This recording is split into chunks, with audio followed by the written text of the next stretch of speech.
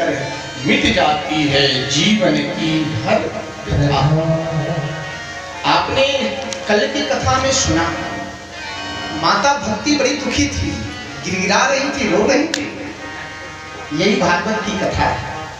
सब दुख दूर हुए जब तेरा नाम।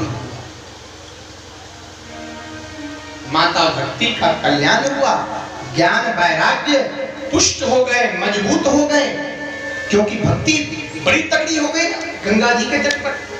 एक तो गंगा जी के तट पर महाराज एक बार राम बोलो तो 100 बार राम बोलने का दशांश फल मिलता है। 1000 बार नाम जप लो, 10,000 बार जपने का पुण्य मिल जाता है गंगा जी के तट पर। कोई सिद्धि करनी हो तो गंगा जी के नदी के तट पर जाओ, कोई सिद्धि जल्दी हासिल करना हो तो किसी मंदिर में जाकर बैठो, कोई मंत्र का सिद्धि यदि जल्दी प्राप्त करना हो तो किसी तीर्थ में जाकर बैठो। तीर्थ में 1 माला करने का पुण्य और बाहर 10 माला करने का पुण्य बराबर होता है, बराबर हो। इसी प्रकार से तीर्थ में 1 पाप किया तो 10 पाप करने का प्रायश्चित करना पड़ता है। कल की कथा में हम लोगों ने सुना है, घोर पापात्मा, घोर पाप किया हुआ, वो भी भगवान के शरण में चला गया भागवत की कथा श्रवण करके। बड़ा ही सुंदर भाव दिया था वेद व्यास जी ने। प्रथम श्लोक गाया था और उस श्लोक में भगवान के स्वरूप का वर्णन किया था। भगवान हमारे सतघन चितघन आनंद घन है, अर्थात सचिदानंद घन है, जिनमें सत्य भी है, चित भी है और आनंद भी है। आनंद के सिंधु है मेरे गोविंद, रोते हुए कोई क्षण मात्र में हंसाने वाले हैं मेरे कन्हैया। आज द्वितीय दिवस के कथा में विद्वानों ने, संतों ने बड़ा सुंदर सा भाव दिया है एक श्लोक के माध्यम से। गौर से सुनेंगे सब लोग, आनंद आएगा। दूसरा श्लोक गाया है और उस श्लोक का बड़ा सुंदर सा भाव दिया। जनवादस्य यतो न वयादितरत चार्थे स्वभीश्वरात् तेने ब्रह्म हृदय आदि कवये मोहयन्ति यत् सूरया तेजो वारि मृदां यथा विनिमयो यत्र तिर्षजगो मृषा धाम्ना स्वेन सदा निरस्तकुहकं सत्यं परम धीमहि। देखिए, कल के श्लोक में भी भगवान ने, विद्वानों ने सत्य पर ज्यादा प्रकाश डाला था और दूसरे दिवस के प्रथम श्लोक में भी ये 4 लाइन का श्लोक है। सबसे नीचे निचोड़ क्या दिया है? तो सबसे नीचे निचोड़ यही दिया है, सत्यम परम धीमहि। जीवन में एक नियम बना लेना, सत्य।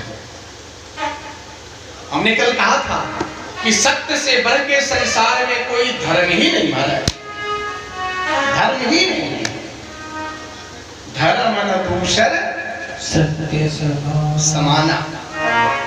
ये बात मैं कह रहा क्या? ना, ये बात कोई विद्वान कह रहा है क्या? नहीं, ये वेद वेदांत कहता है कि जीवन में कोई संकल्प ना ले, केवल एक संकल्प ले ले मेरे माए बाप, ज्यादा से ज्यादा सत्य बोलना है, ज्यादा से ज्यादा सत्य बोलना। एक संकल्प लिया आपने केवल जीवन में और हो क्या गया? समस्त जप हो गया, तप हो गया, समस्त पुण्य का आपने अर्जन कर लिया महाराज। ये बात वेद वेदांत धर्म ग्रंथ अर्थात रामायण पे लिखा हुआ है। धर्म न दूसर सत्य समाना। भैया क्या कर रहा है?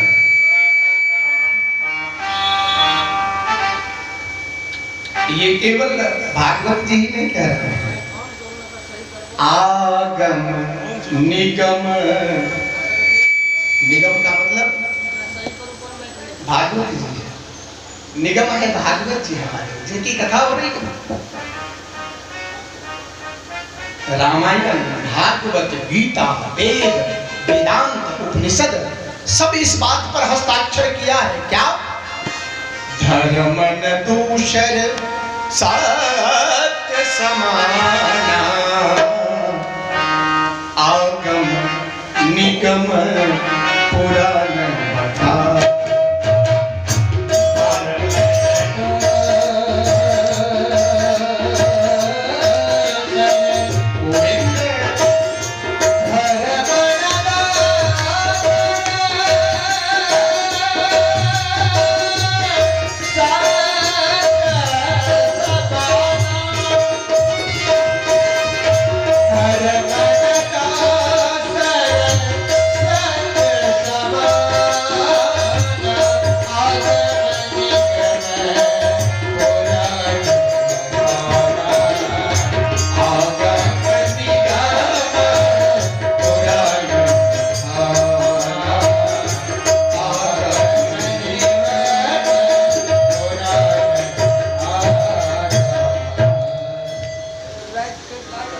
इस श्लोक में बड़ा सुंदर सुंदर भाव दिया। भैया साउंड का आवाज कम हो गया।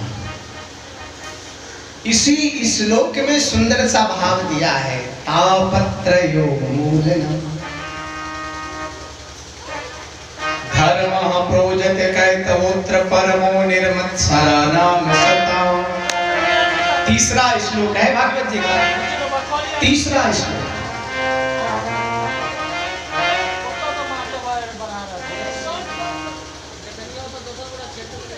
पहले श्लोक में सत्य का विवेचन, दूसरे श्लोक में भी सत्य का विवेचन, और तीसरे श्लोक में क्या कह रहे हैं? धर्मः प्रोजते कैतवोत्र परमो निर्मत्सराणां सताम् वेदं वासुतवं वस्तु शिवदोतापत्रयो मूलनम्। अब जरा से गौर से सुनिए, ये श्लोक क्या कहता है?